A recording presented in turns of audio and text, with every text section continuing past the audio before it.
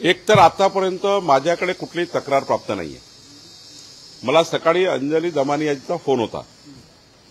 त्यांनी सांगितलं की मंगळवारी 11 तारखेला संपूर्ण केस माझ्याकडे फाईल करणार आहे आणि राहिला प्रश्न महार वतन जमिनीबद्दलचे निर्णय घेण्याचा, तो एक विशेष कायदा आहे।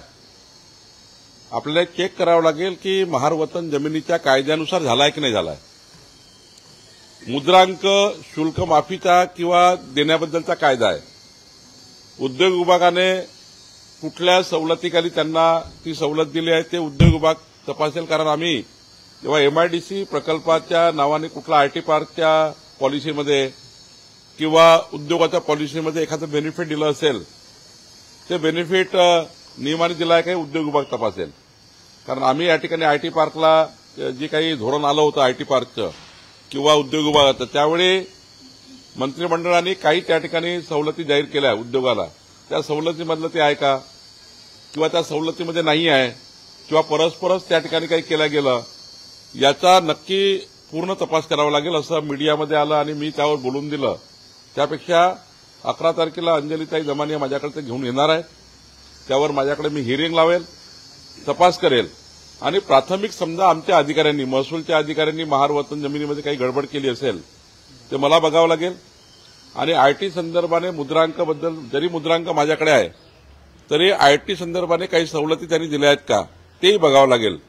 शेवटी जर विरोधी पक्षाने हा प्रकरण मीडियाच्या माध्यमातून दिलं असलं तरी अधिकृतपणे अजूनपर्यंत माझ्या कोर्टामध्ये किंवा माझा प्रशासकीय मंत्री म्हणून, प्रभारी मंत्री म्हणून माझ्याकडे तो अजून विषय आला नाही। सरकारची जमीन आहे, सरकारच कशी काय विकली असा प्रश्न समोर येतो। मी तेच सांगतो की महार वतन जमिनीचा जो कायदा आहे त्या कायद्याअंतर्गत तहसीलदार, एडीओ, आमचे कलेक्टर तिथले, त्यांनी त्या जमिनीमध्ये महार वतन कायद्याप्रमाणे सर्व कायद्यांची अंमलबजावणी केली का हे तपासण्याचे अधिकार मला आहेत, पण कुणीतरी फाईल केलं पाहिजे। माझ्याकडे अजून फाईल नाही प्रकरण। आता माझ्याकडे आल्यावर मला अधिकार आहेत त्या जमिनीबद्दल निर्णय घेण्याचे।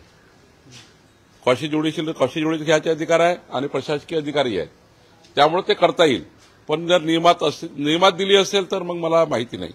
पण राहिला प्रश्न मुद्रांकाचा, तेच सांगितलं मी, आयटीमध्ये पॉलिसी आहे का मुद्रांक माफ करण्याची? उद्योग विभागात तशी पॉलिसी करतं। आम्ही जेव्हा त्यांनी आयटी पॉलिसी केली असेल तेव्हा आयटी पॉलिसी अंतर्गत काही मुद्रांक माफी केली असेल तर मला त्याबद्दल तपासावं लागेल। पण दोन्ही केस मुद्रांक माफ का केलं आणि महार वतन जमिनी कायद्याने दिल्या का हे चेक करावं लागेल। माझ्याकडे तक्रार आली की मी कारवाई चालू करतो।